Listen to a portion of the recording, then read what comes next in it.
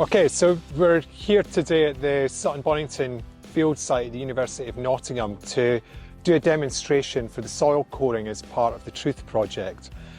So all the route rangers will get sent out a sampling pack for this part of the project that will mainly consist of these sections of drain pipe that have been sharpened up at the bottom for taking the cores. They're roughly about 8 centimetres diameter by about 15 centimetres long. They'll be pre-labelled with the route ranger's unique code and also kind of labelled 1 to 10. And the aim is to take 10 of these cores on the trial area. So the first thing is really thinking about where you're going to take the cores. So within the sampling area, I know that some of you are thinking about doing a split plot where you've got a treated and an untreated side. So you just really want to split the number of cores that you've got. So maybe 5 on one plot and 5 on the other.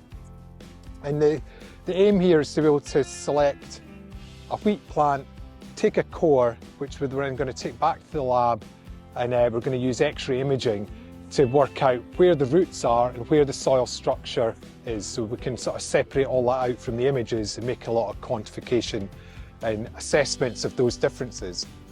Other things that you're going to need for taking the samples, a knife's quite handy, although not essential. You can take a trowel. You might need a big hammer to be able to knock these into the ground, depending on the soil moisture levels. We also use a wooden block to put on the top. We're suggesting that you take the cores when, ideally maybe after a day's rain, or so the soil's relatively moist. We're quite lucky here today. There was quite a bit of rain last night, so the soil's relatively going to be quite soft.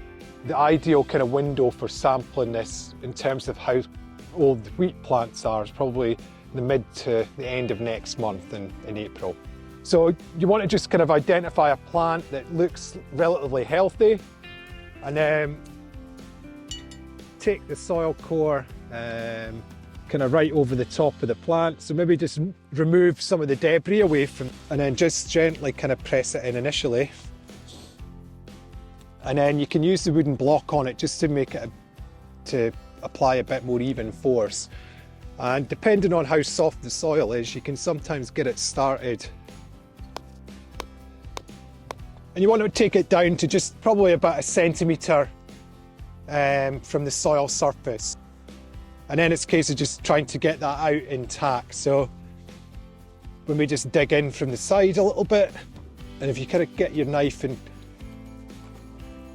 just kind of get it underneath the bottom there, and it should hopefully come out really good intact there actually. There's not any cracks or kind of disturbance there. So this looks like a good one. Once you've got the core out, this is a case of wrapping it up and kind of protecting it from any disturbance.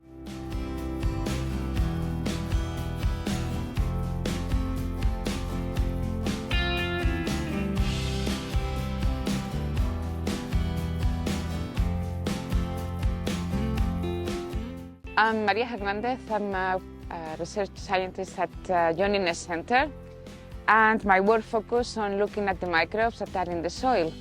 So normally to collect samples for that, we will have both samples from the rhizosphere, which is the soil next to or in contact with the roots of the plant, and then we will take samples as a control from soil not covered by plant that is as close as possible to our plants. And when you get to your first spot, imagine you will delimitate something like around a square meter or so, and you want to pick a few healthy plants that are pretty much comparable and mix them. So what we are going to do is, obviously when we are going to sample these, the plants will be a bit taller. So you might want to either cut the plant around here and get rid of all the above biomass, so you will just have easy access to the roots, which is the bit that we are actually interested in. So this soil is quite soft today, so that will be very nice.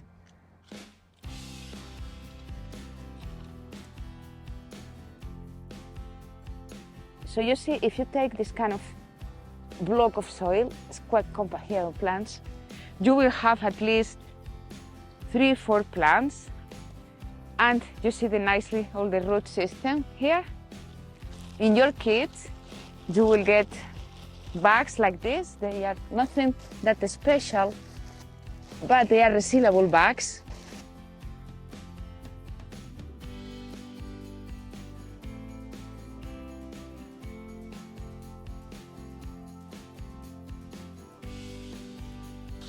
Obviously, you will have stickers or labels that you will need to add to your bag.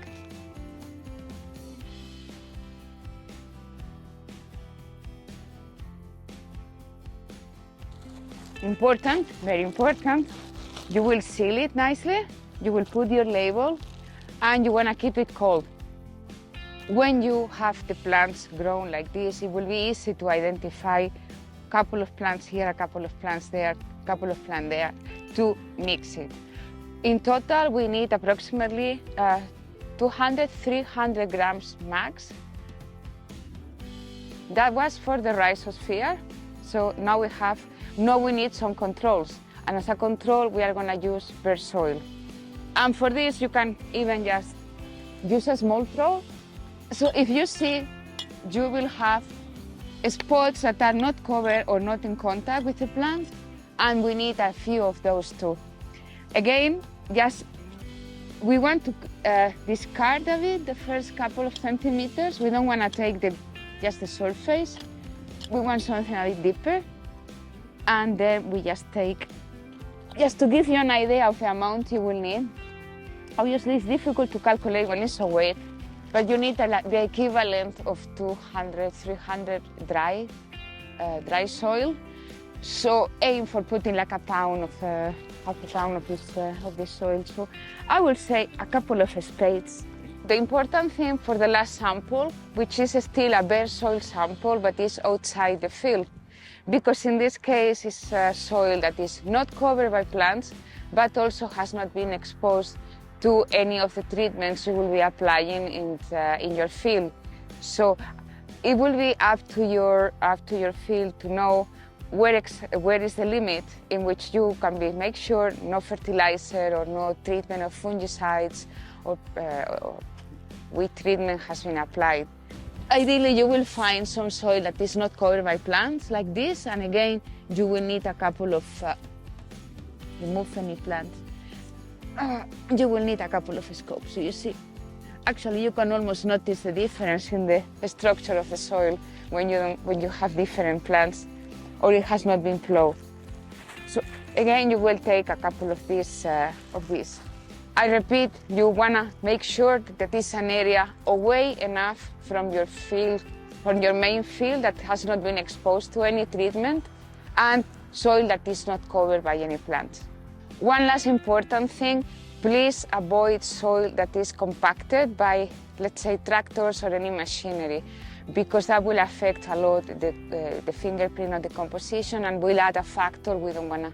So try to find soil that is not, that has not been affected by any machinery. Okay. So for packaging up the cores, we want to just put a little bit of bubble wrap in the top there where there's the bit of the recess in the top of to the soil core. And then we can just wrap it up in the bubble wrap.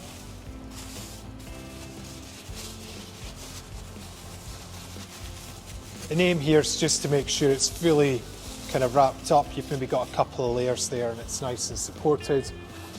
And then if you place it inside the boxes should have a little bit of bubble wrap in the bottom or some other sort of padding. And then you can just place it in. And we hope the boxes will have some kind of dividers in them. And again, it's just to kind of keep them supported. So once we have our soil sample individually, we seal the bag. We make sure we get all the air out so that we can fold it very flat. So we maximize the number of samples we can put in the box. And then we will place them in the box, placing 2 of the ice pads in the bottom and 2 on top.